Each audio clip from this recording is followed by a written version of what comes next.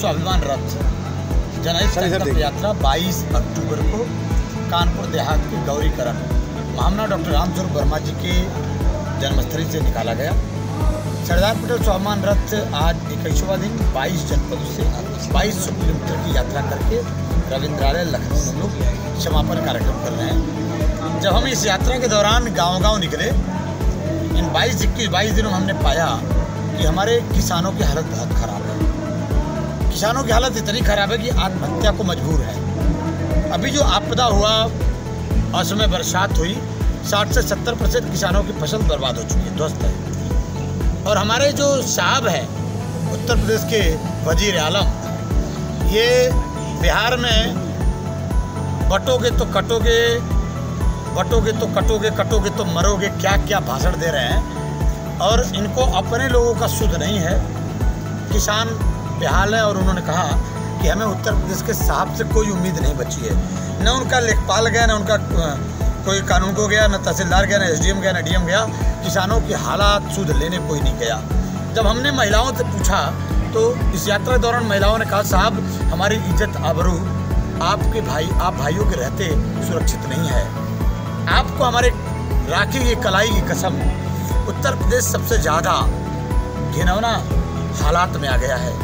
पूरे दुनिया और पूरे देश में सबसे ज़्यादा अब महिला अपराध का केंद्र बिंदु बन गया है उत्तर प्रदेश। ये मैं नहीं कह रहा हूँ, एक रिपोर्ट कह रही है। युवाओं ने के साथ धोखा हुआ पूरे देश में।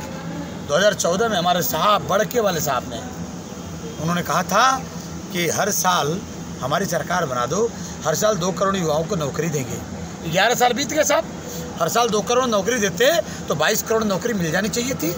और 22 करोड़ नौकरी रोजगार अगर मिला होता तो हर घर में युवाओं को सरकारी नौकरी अब तक मिल गई होती साहब।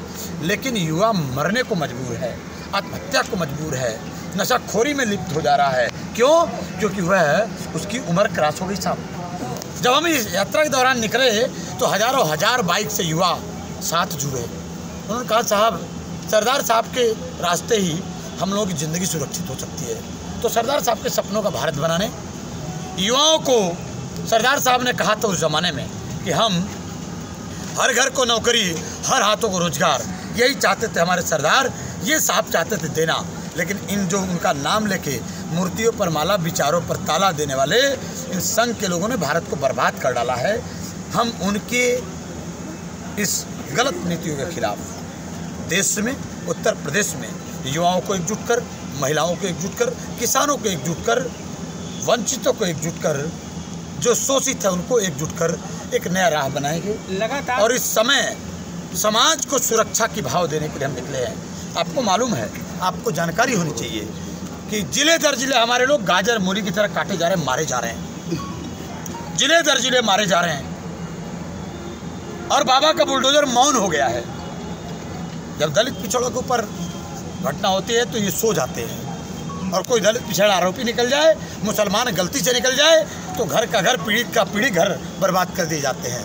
तो ये जो धर्म की आतंकवाद चल रही है, जातंकवाद चल रही है, हम सरदार के सपनों का भारत बनाएंगे।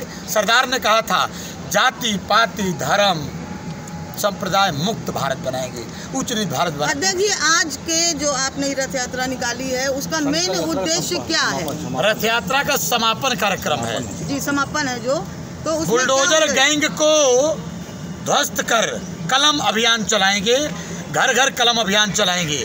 क्योंकि इनके लोग आजकल गोली मार रहे हैं बहुत तेज जिलों में। लंगड़ा ऑपरेशन, लगातार लंगड़ा ऑपरेशन तो इनका पता नहीं क्या है, सीधे गोली मार रहे हैं। हमारे लोगों की हत्या जिले दर जिले, मैंने कहा कि काटे जा रहे हैं, मारे जा रहे हैं। हम इनको सुरक्षा के लिए संविधान का रास्ता अपनाएंगे और कलम अभियान चलाने जा रहे हैं। आज से डॉक्टर अब्दुल कलाम आज़ाद का जन्मदिन है, राष्ट्रीय शिक्षा दिवस है, आज हम कलम अभियान चलाने जा रहे हैं।